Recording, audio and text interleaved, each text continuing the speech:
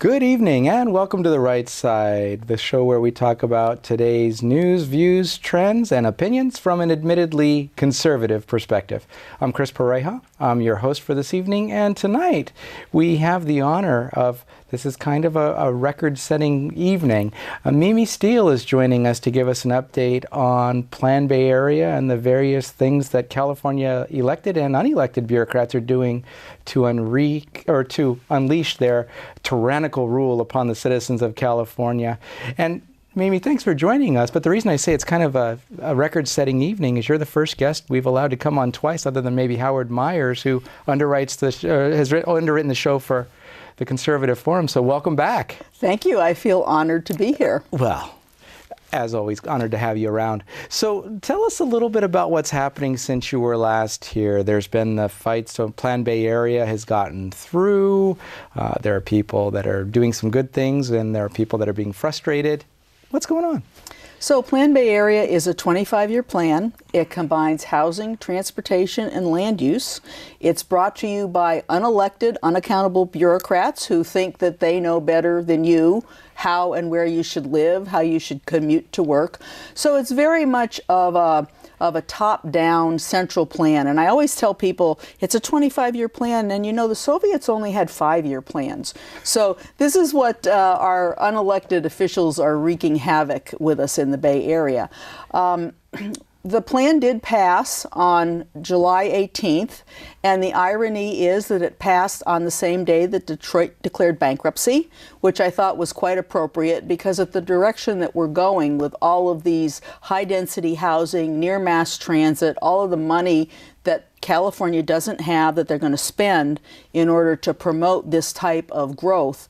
We're going to end up in the same kind of situation as Detroit is. We're going to kick businesses out of the area, even though Silicon Valley right now looks great. You know, who would have thought Detroit back in the 60s would end up being bankrupt? And we're going, unfortunately, down that same path. So the plan was passed on the 18th of July. What we've done now is we've taken the fight local. And we have teams of people from all around the Bay. This affects every county and every 101 cities in the Bay Area. The plan calls for high-density housing near mass transit in every single town, and it is going to, and ultimately it's going to make your local elected officials irrelevant. Right, with legislation going through like SB 1 and some of the other things that directly take power away from city councils, from the local electeds, and give it to many versions of the Association of Bay Area Governments or the Metropolitan Transit Commission. So yeah, they take it away and they give it to people who don't care, who are going to profit or who can be cronies, and let them do what they're going to do. Well, it was very interesting. Right after the plan passed, Mark Luce, who is the president of the Association of Bay Area Governments, had a seminar, and they had 450 people who were in the high finance and in the big builder community, hearing from Mark how they were going to profit from Plan Bay Area. So all of this development is really focused on the high-density housing near mass transit. It has to be subsidized in order to make it work. There's no free market aspect to this here. And, you know, traditionally, issues of transportation and land use and housing were always done locally. It was a community's decision as to what they wanted to do. If you want to be like San Francisco and live in high-density housing, that's great.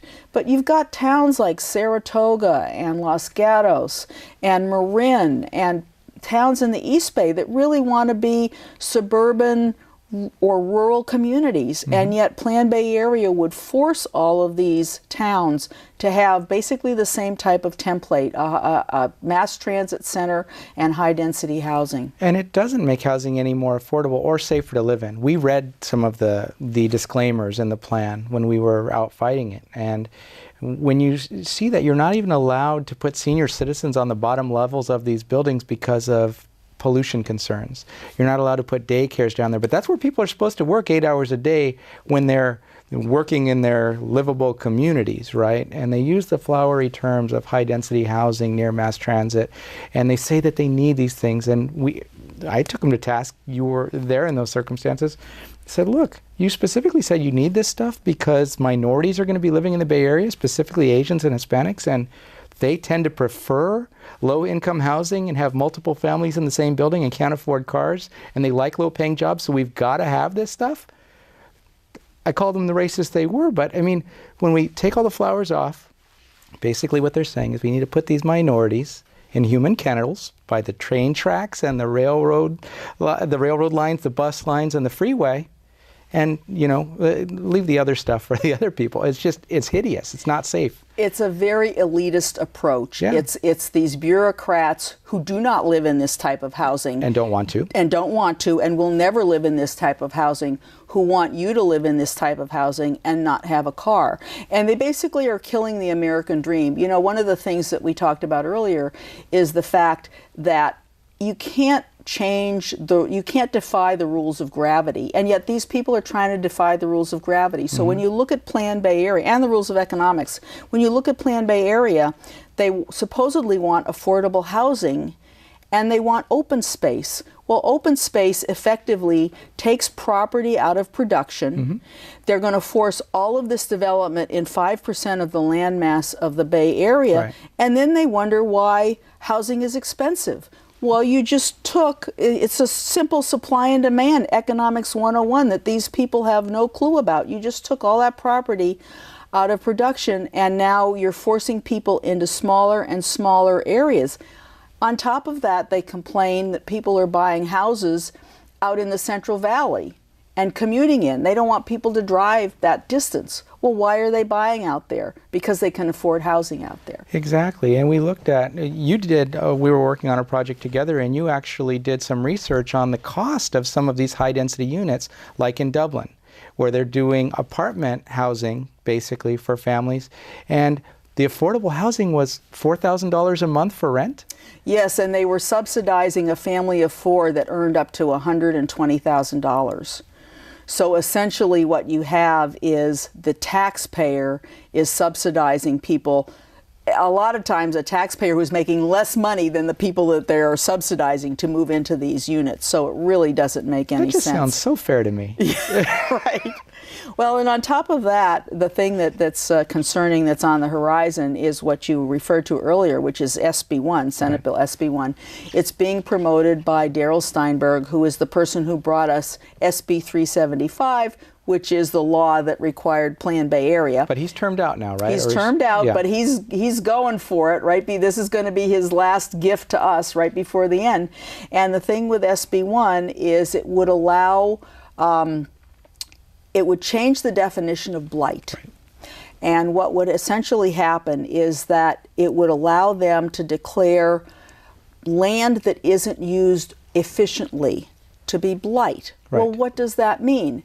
In their terminology, it could mean that there might be some private homes, single-family homes, in a town like Los Gatos or Los Altos, and they might have 4 people to a home, 10 homes, 40 people. Well, if they tore all those homes down and put in a high-rise, they could maybe house a couple hundred people. And so that's a more efficient use of land. So under SB1, number one, it would fund Plan Bay Area. And number two, it would give them unprecedented authority to declare eminent domain on inefficient land use. Well, an inefficient land use in these particular individuals' minds could also mean not just the houses where they want to put high density, it could mean that it's a suburban or it's even a rural kind of a community that's just, you could put more cars there and everything if the ranches went away, or you could put more buildings, or you could just remove everything and return it to leaves and grass and bugs, and it would be a happier place. So it's wild to believe that these things are happening, but you touched on something there that I think is important. People look at this and they say, okay, well, how bad could Plan Bay Area be on its own? Well, if you look at the individual pieces, maybe they seem innocuous enough. But when you put them all together and you understand what the overall objective is, then it becomes a little bit more scary or dangerous, and to the point where people would think you're crazy if you actually told them the truth, except you can present it to them in writing because these people are open about what they're doing. I have been called crazy. I have been called somebody who's fear-mongering. I've been called, and we have a group. We have people all around the Bay that are fighting this in their local communities. And there's a group up in Marin, which is a very, very liberal area. And many of the people on our side in the Marin argument are very liberal people, and they're being pummeled by the people who are in favor of the plan, and they're being called racists and NIMBYs and all kinds of names.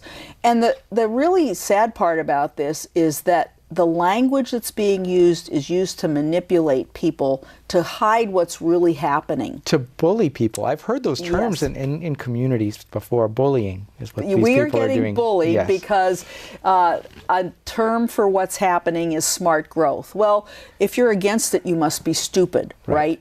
Sustainable communities is another term that they use to mask what's really happening. Well, what does that mean? Well, sustainable communities really is something that's literally unsustainable, but it sounds good. You know, who would be against sustainable communities? You must be somebody who doesn't care about the future. Right. Another term they use a lot, which really frustrates me, is open space.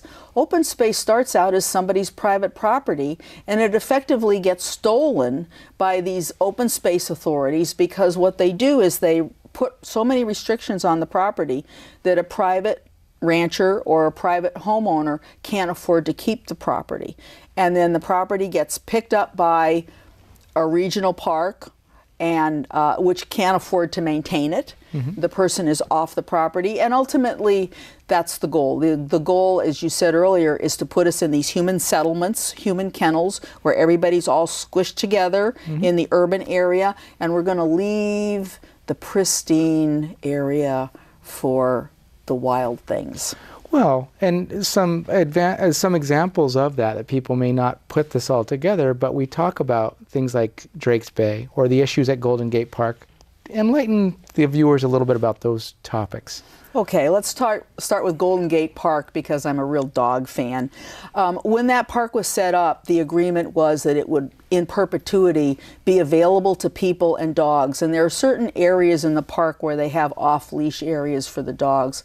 That park was turned over to the federal government. And now what the federal government is doing is saying, we're going to take away all of the off-leash parks. Well, that's just the first step, because they'll take away the off-leash parks first, then they'll eliminate the dogs, and then eventually they'll eliminate the people.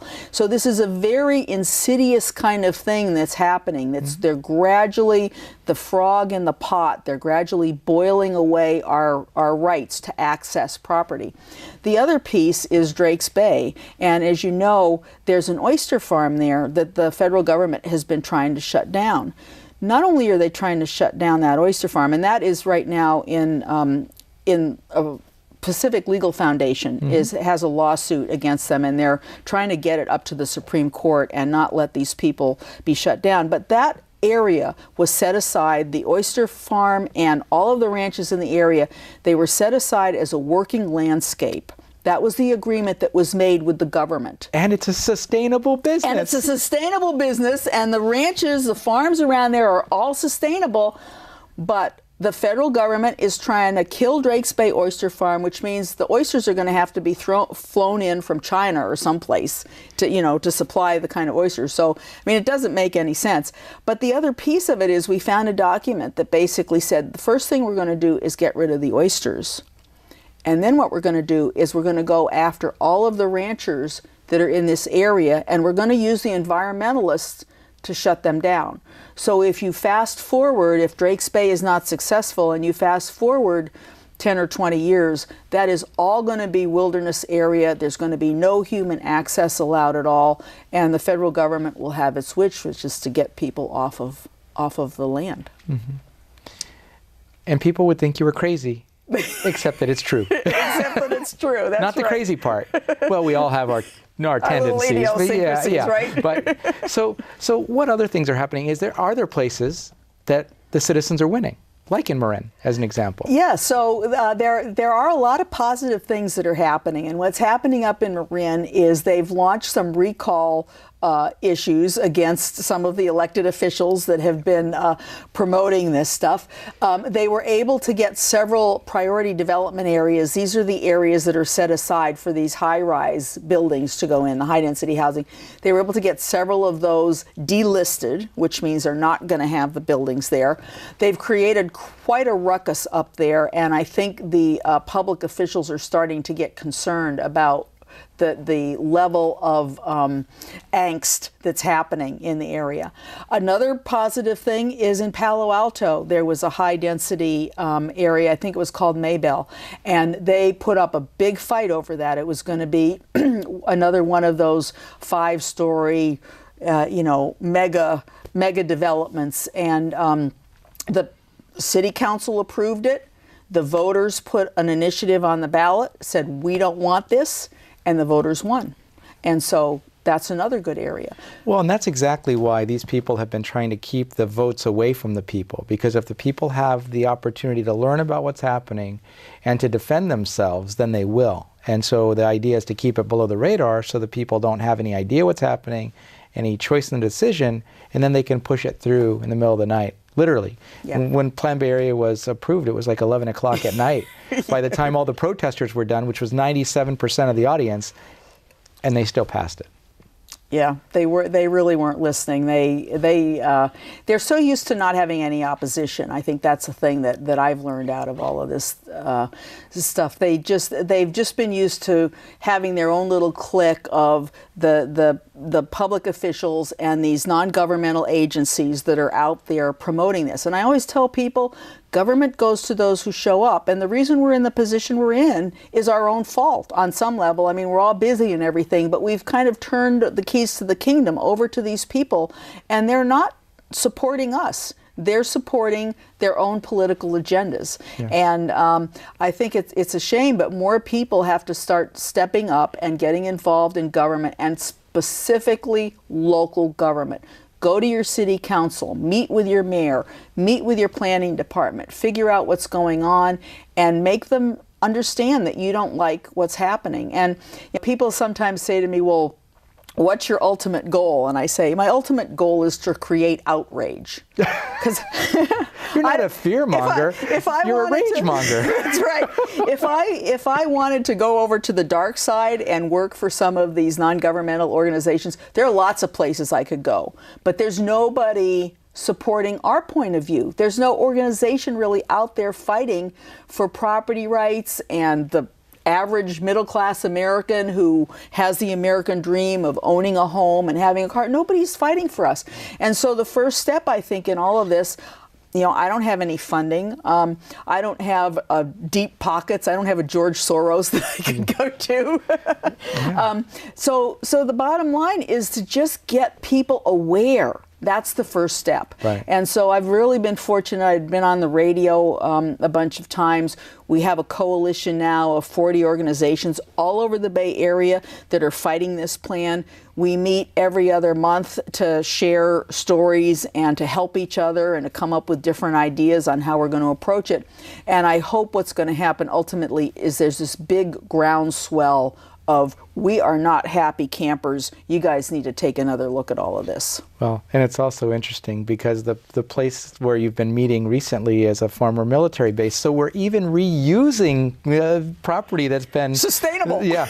and you drive through those places and you see the boarded up windows and everything else, where if you would just give people the ability to use some of that land that already was used for housing and things in the past, you wouldn't have to be tormenting all of the people who own land currently and coercing them into life scenarios that they really don't want to be in the first place. But then you wouldn't be able to control them. And see the whole thing, I mean, I kind of hate to say it like this, but the whole thing is about control. There are our betters who are in the political structure, both politicians and bureaucrats, and they know what's best for us lowly people.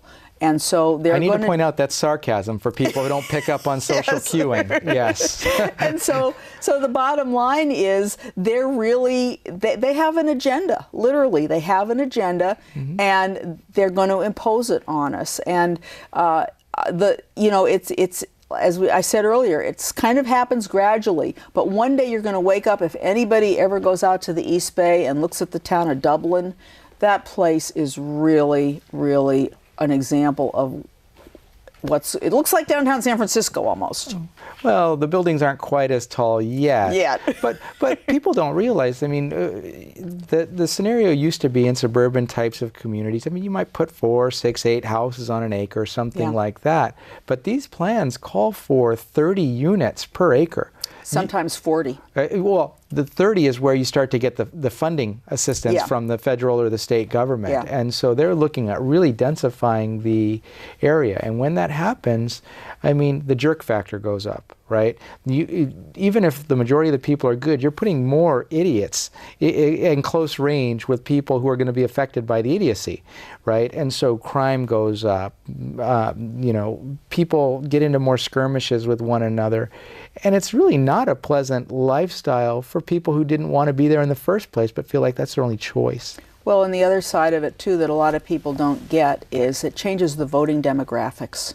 Because if you start moving people into different communities, you're going to have, the way the plan works is there's certain percentages of income levels that have to be in each community. So you have very low income and low income people. You start moving those people in, and if we call them the takers as opposed to the makers, then what's going to happen to your voting? They're going to start voting for more things to be burdened on the taxpayer who is actually going to be paying, and ultimately you won't be able to stop any of these tax measures. Well, I mean, there is that aspect of it to some degree, but one of the things that bothers me is that these plans even go to the level of trying to determine how many of which type of people, not just economically, but based on their ethnic background and everything else, instead of letting communities grow the way that they want to grow.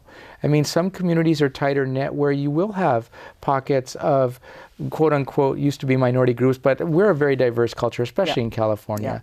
And so one could argue that the former majorities are now the minorities. But you look at these things and people should be allowed to go where they want to go, where they can afford to go, and they shouldn't be disincented for trying to achieve and get out of their particular class or social assignment. There should be no social assignments. You should be able to do what you want to do. Well, it's the ultimate thing about do we have a colorblind society, which was really the objective of Martin Luther King, that you were judged by what you could do. You know, you get into a neighborhood because you can afford to get into that neighborhood. It shouldn't matter what your ethnicity is. And we've gone completely away from that. I mean, we really have regressed on some level. I agree with you wholeheartedly, and it's a shame because we're by trying to avoid looking at everything through colored filters. That's exactly what we're doing. It's upside down world. But we only have about a minute left. Tell us a little bit more about how people can find out about you, the things you're working on, and the things that your coalition is working on as well. Okay, well, we have a website. It's called bayarealiberty.org. If people go to that website, right on the front, there's a thing that says sign up for our email list. If they put their name in there, they'll get emails from me. I send a couple out a week talking about different meetings in the area, things they can do. If you're with an organization that would like to join our coalition, they can email me at sfinfo@proprights.org, which is also on the website, and I'll get back in touch with them and we'll let them know what's happening with the meetings and the coalitions. Well, thank you for informing the audience tonight and for all of the informing that you do on a regular basis. And obviously, we'll be in touch and hopefully have you on again in the future. Thank you, Chris. Thanks, Mimi. And on that note, we'll be right back after a word from our underwriters, the Conservative Forum.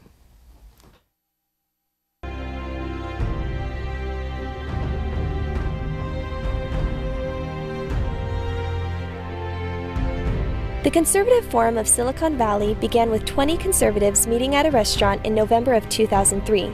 Our mission is to promote the principles of American liberty through education. By 2012, we had grown to over 600 paid members. Our monthly meetings feature well-known and prestigious conservative speakers addressing issues that are critical to our country's very survival.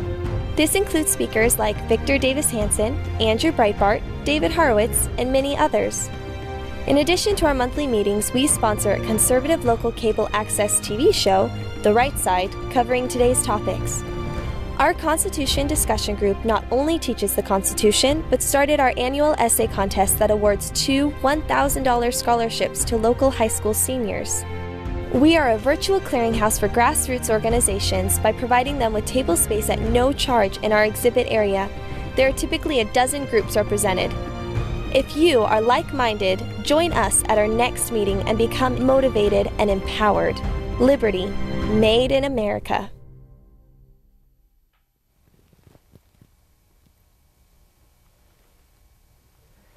And welcome back to The Right Side. That was a word from our underwriter, the Conservative Forum. And we appreciate them making this show possible, but really what they're best known for is their speaker series. And usually this occurs on the first Tuesday night of the month. That will be changing in November, and it sometimes changes in July as well. But typically the meetings happen at 432 Sterling Road here in Mountain View, about 3 minutes from the studio. And as an example tonight, Victor Davis Hanson is speaking. In March, Greg Lukianoff, the president of the Foundation for Individual Rights in Education, or FIRE, will be speaking. In April, Dr. Bert Folsom from Hillsdale. He's a professor and a well-known author. And then in May, we're expecting a big turnout for Sheriff Joe Arpaio, who will be in from Maricopa County, Arizona, talking to us a little bit about things like border enforcement. So just closing with Mimi, we've been in the trenches together for the last several years, fighting for the property rights of the citizens in the Bay Area, many of whom don't know that there is a battle that's being waged and they're losing and didn't even know they were at war. Learn more about Mimi and CAPR and what they're doing, as well as the other coalition members, one of which is the Conservative Forum, where there are people that are out there trying to stand up for your rights in your absence, but be present. Educate your neighbors. Help them understand that you, as individuals, can make a big difference if you stand united and stand up for what you believe in, what's yours, and help them protect what's theirs. On that note, I'd like to thank you for joining us on The Right Side this evening. I've been your host, Chris Pareja, and I still will be after the camera turns off. But we look forward to seeing you again, either in person or on the show sometime soon. Have a great night.